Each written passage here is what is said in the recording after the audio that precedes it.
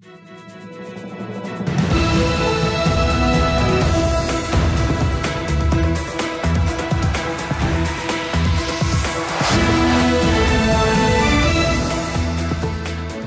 good evening. This is TV7 Israel News broadcast to you from Jerusalem, and in today's top stories.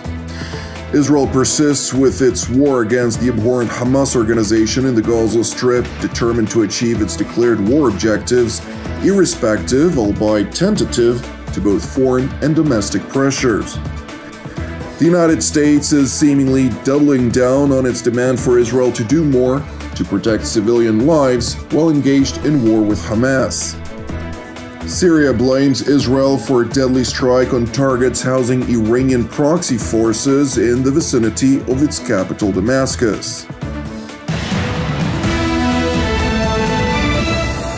Israel persists with its war against the abhorrent Islamist Hamas terror organization in the Gaza Strip, determined to achieve its declared objectives, irrespective, albeit tentative, to both foreign and domestic pressure that is seemingly mounting on Jerusalem.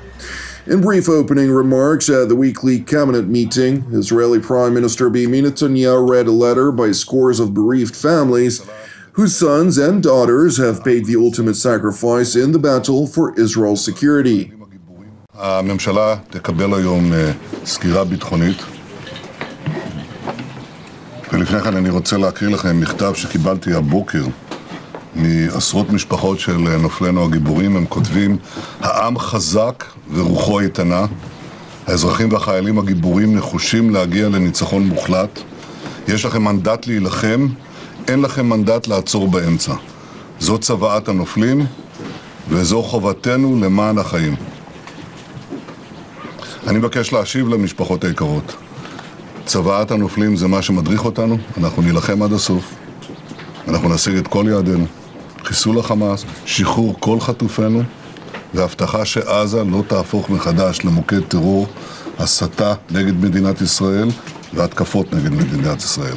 אנחנו נמשיך להילחם עד הסוף, למען הנופלים ולמען הבטחת חיינו כאן, בארץ ישראל.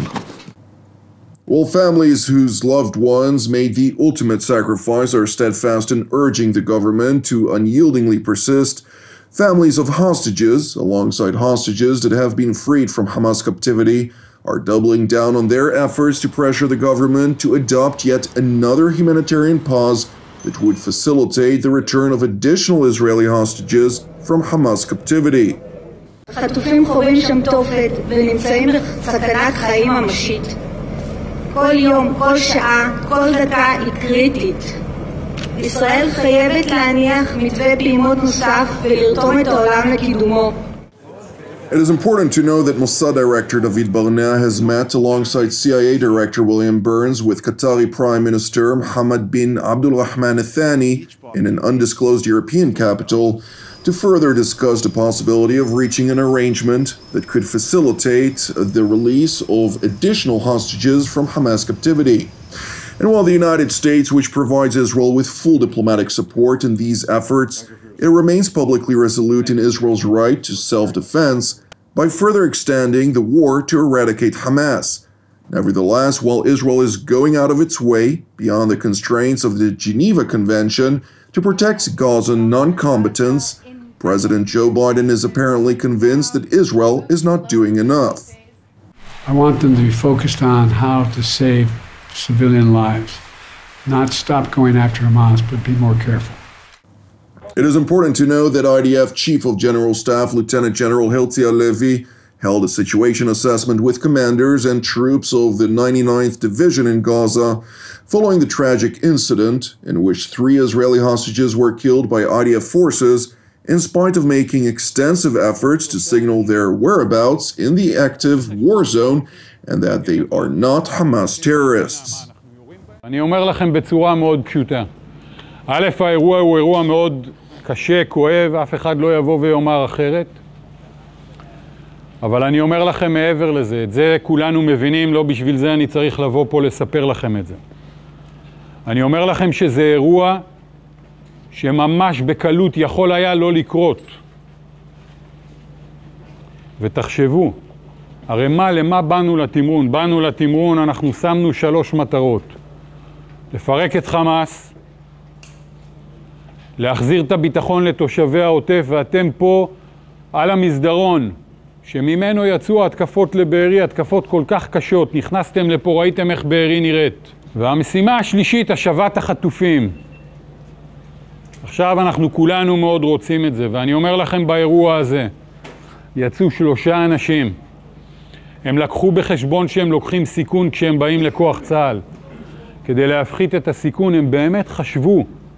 מורידו חולצות כדי שאף אחד לא יחשוב שיש להם מטען. החזיקו בד לבן על מות, לזהות את עצמם, באו, דיברו בעברית, קראו הצילו.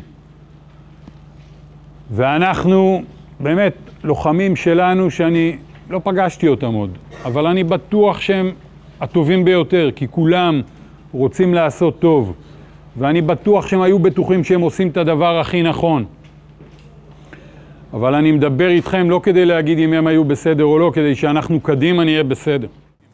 General Halevi went on to re-emphasize the importance of adhering to the IDF's rules of engagement and to learn from the tragic incident to ensure that it will never happen again. אתה רואה 2 אנשים, הם לא מאיימים עליך, הם לא עם נשק, הם עם ידיים למעלה, הם בלי חולצות. קח 2 שניות. ובואו, אני רוצה להגיד לכם משהו לא פחות חשוב. ואם זה 2 עזתים עם דגל לבן שיוצאים להיכנע, מה, אנחנו יורים בהם? בשום פנים ואופן לא. בשום פנים ואופן לא. זה לא צה"ל, תקשיבו. אני אומר לכם, מי שהתבלבל פה,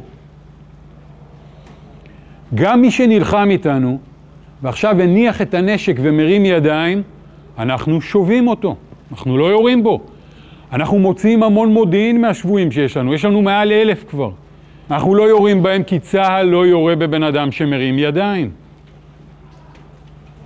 זה עוצמה, זה לא חולשה.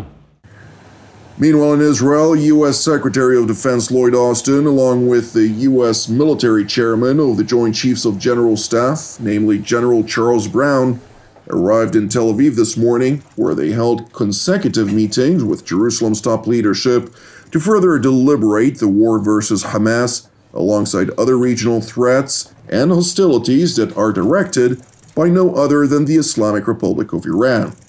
And while these meetings are ongoing, it follows a separate visit by U.S. National Security Advisor Jake Sullivan, who highlighted Washington's determined support for Jerusalem, alongside expectations of alleviating the humanitarian consequences of this war on the population of Gaza.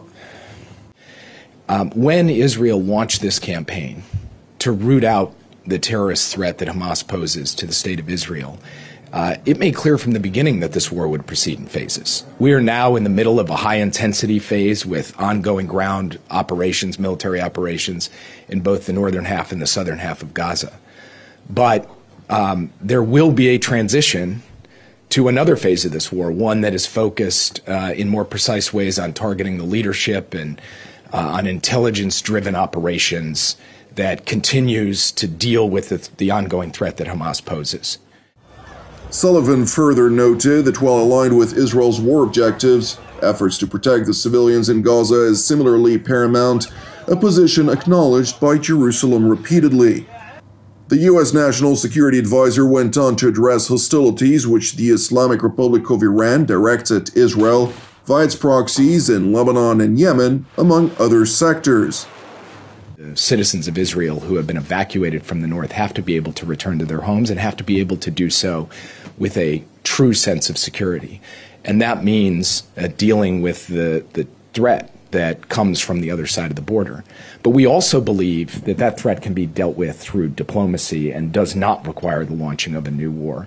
Now, it requires not just diplomacy, but as I said in my opening, deterrence as well, because we need to send a clear message that we will not tolerate the kinds of threats and terrorist activity that we have seen from Hezbollah and from the territory of Lebanon. We will continue to take every step that we deem necessary and appropriate to deal with the threat that the Houthis pose, and, to your question, also deal with the fact that while the Houthis are pulling the trigger, so to speak, they're being handed the gun by Iran. And Iran has a responsibility to take steps themselves to cease these attacks, because these attacks, as I said before, are a fundamental threat to international law and to international peace and security. It is important to highlight that yesterday evening, multiple salvos of projectiles struck a number of Iranian targets in the vicinity of the Syrian capital, Damascus. And while the Syrian military activated its aerial defenses in an attempt to intercept the incoming projectiles, severe damage was caused to infrastructure, and at least 2 Iranian proxy militants were reportedly killed, while several others, including Syrian military service members, sustained injuries. In wake of the bombardment, the Syrian regime pointed a blaming finger toward Israel. Nevertheless, the IDF spokesperson's unit did not confirm or deny its alleged responsibility in response to TV7's request for comment. Thank you for watching TV7 Israel News. I'd like to encourage you, pray for the peace of Jerusalem and salvation of Israel. I'm Jonathan Hessen, wishing you a Shavua Mevorach, and God willing, we'll see you during our upcoming TV7 Israel updates. Until then, Shalom from Jerusalem.